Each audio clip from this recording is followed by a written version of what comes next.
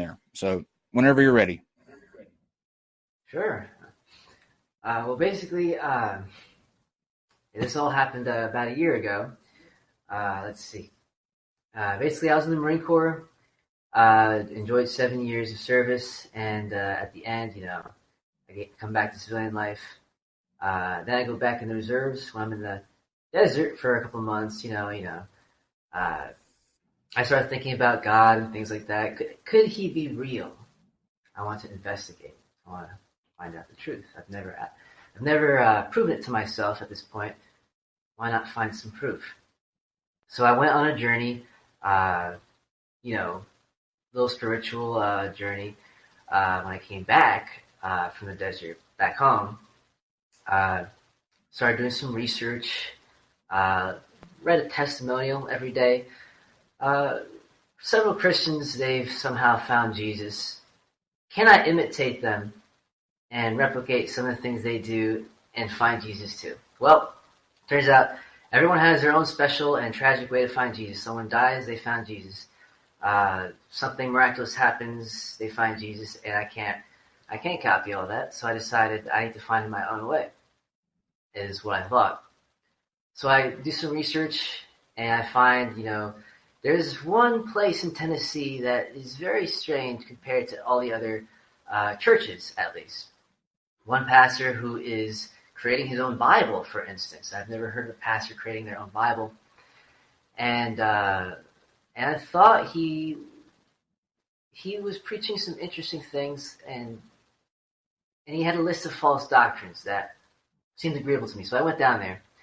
Anyway, I was there for a couple of months, and I learned a little bit about how to make a Bible, how he gets his sources, things like that.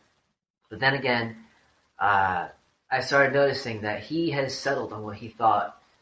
He has settled on his perception on what is the truth. He's like the other Christians in that he has stopped searching. And as a truth seeker, you should never stop searching. That's my personal opinion.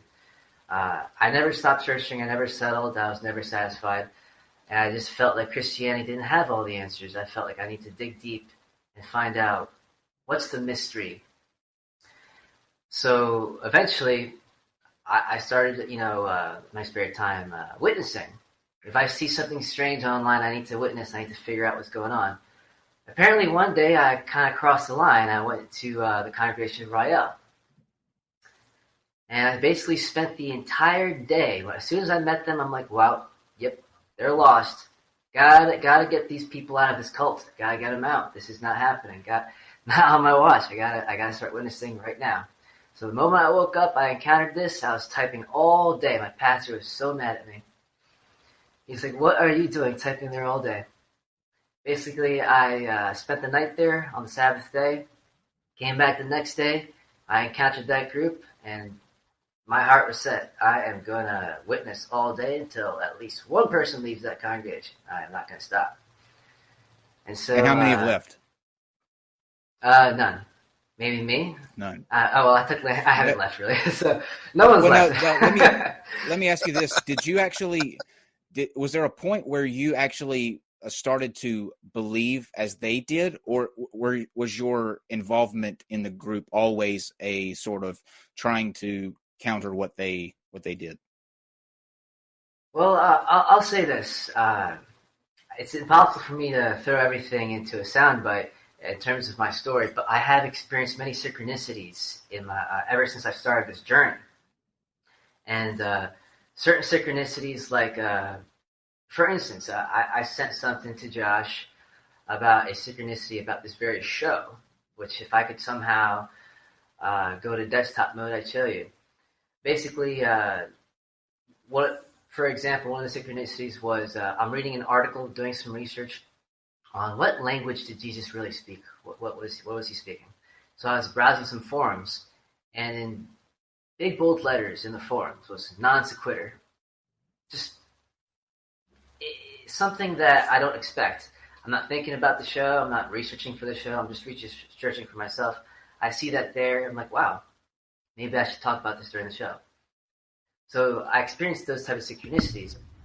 when I entered Lord Rayel's congregation, how it started was I saw it as wrong initially, gut instinct. This is wrong, but their teaching seems sound at first, but there's something about it. But what kept me there was certain things that I had seen, like, say, the Anunnaki and ancient aliens and maybe other esoteric things that had esoteric elements about them that I was against them in a way, but I didn't want to go completely against them because I felt like they had some seeds of truth. Like Anunnaki, that they could be real. Ancient aliens, they could be real. Now, if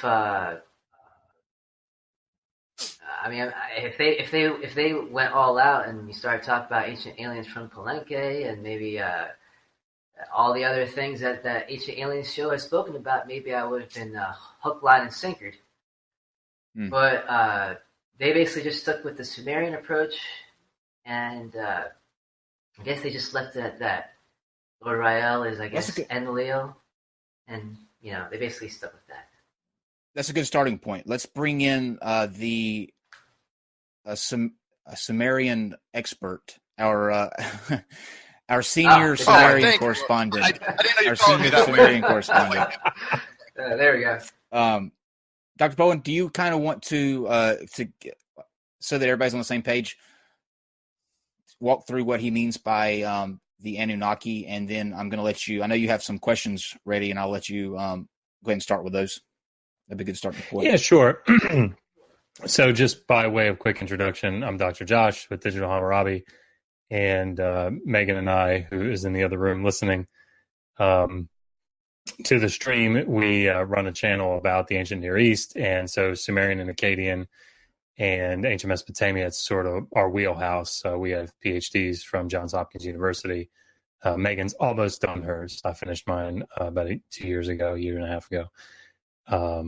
So, reading Sumerian, reading Akkadian, these mythological texts, it's what we love. It's what we do. So, of course, I have a master's degree in Old Testament studies from a Capital Bible Seminary, and then I have a minor in Hebrew Bible as well. So the Lord Rayel congregation, which is sort of an amalgamation, a mixing of both Christianity and ancient Mesopotamian religion, is custom made almost for me.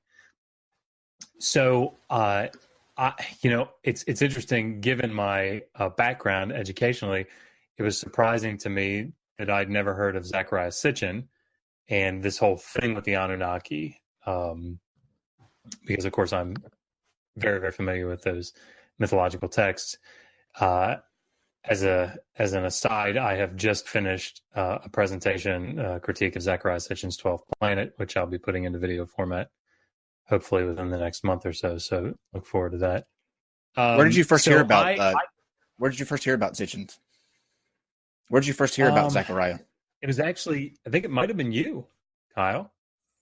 Yeah, it was. Yeah. You're welcome. How is it that I knew about Zecharia Sitchin back in the 80s? I remember You're welcome, vividly. Dr. Bowen. Velikovsky and Sitchin were very popular topics back in the 80s. Yeah. I just lived under a rock, apparently. How is? I don't get it, because I in the 1980s, Zecharia Sitchin and Velikovsky were two very big topics of discussion back then. Well, he was probably born in the 80s. Kids 79. Kids these days. I got socks older than you. Nice. So I don't remember actually where I came across Lord Rayel's. It might have actually just been a YouTube video of his, but at any rate, I know where it was. Sorry. We did a video on this channel, actually. Megan and I did. And what is her name? Michael, you might remember her name. She's with this group. Well, anyway, one of the very nice Kelly? women. Or Amy? Kelly Patrick. That's right. Kelly Patrick. Yes, I know her. Okay. Yeah.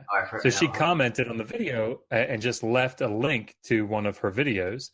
And so I watched it. And then, of course, I contacted her, and she agreed to come on the NonSequitur at first and do, Michael, what you're doing right now, and just kind of explain what it is that the congregation believes. Angelus Domini, who is, the angel of the Lord, angel of our Lord, who is Lord Rayel's emissary, spokesman, whatever, sort of shut that down.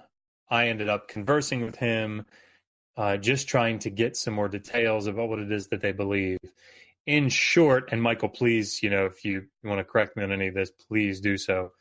But essentially, Lord Rayel, his name is Raymond Elwood. I think he lived in Chicago originally, and on wait, that's how he got Rayel, taking the Ra from Raymond and El from Elwood.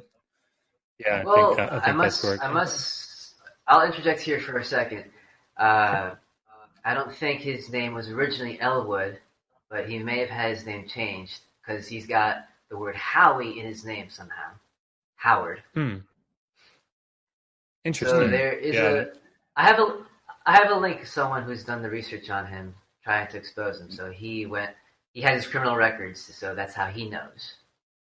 That's interesting, because usually when people change their name, they change it to something like more pizzazzy, and Elwood, changing it to Elwood it's just very vanilla. Rayel, too vanilla. Well, he needed to. Well, for me, if he did change his name and that's what he did, it would be the only way to make it fit the prophecies. Aha, I see. Well, carry on, Dr. Bowen. So essentially, January 28th, 2011, I think is when it was. There's a light that was supposed to have descended over Jerusalem, and you can find the YouTube video. It's apparently been concluded that it was doctored, but nonetheless, it's supposed to be this light that was Jesus returning, as in something like Matthew 24, the second coming. But that light then quickly leaves and apparently goes to Chicago and descends upon Lord Rayel, and he became. So I don't want to say he's the new Jesus, but because he wouldn't say that. What he would say is that there's a spirit of God that has descended upon different people throughout history. And Jesus was one of these people. And it's the spirit of the Sumerian god Enlil. So you have three big gods at the top of the Sumerian pantheon. You have An, Enlil, and Enki. And of course, their Akkadian names are Anu, Enlil, and Ea. But Enlil, the spirit of Enlil, is what descended upon the person Jesus, made him divine. Also, I don't want to spoil it, but ultimately descended upon Raymond Elwood, making him Lord Rayel. Now, there's a video. He's Jesus Reloaded. I'm not getting. That's right. Now, I'm not getting what I'm getting ready to say from my own intuition or from my own conclusions. There's a video by William Scoggins, who is one of the clergy, I guess you would say, in the group. Yeah. Because there's a question about that video that we saw with Lord Rayel speaking. His accent is interesting. And of course, my wife is from the UK, and I played it for her, and I said, what region of the UK is that? And she said, I have no idea. That doesn't. Can we hear it again, Dave, like real quick? Accent. I am sorry, that accent is fake. That is not a real accent. I take $1. Steve, though they would argue that it's not. There's a video. They can argue that one of the I'm never wrong. Well, Dr. Bowen, before you say that, let me, Dave, you don't have to show the video, but play just him talking again real quick so that we can hear what he sounds like one more time.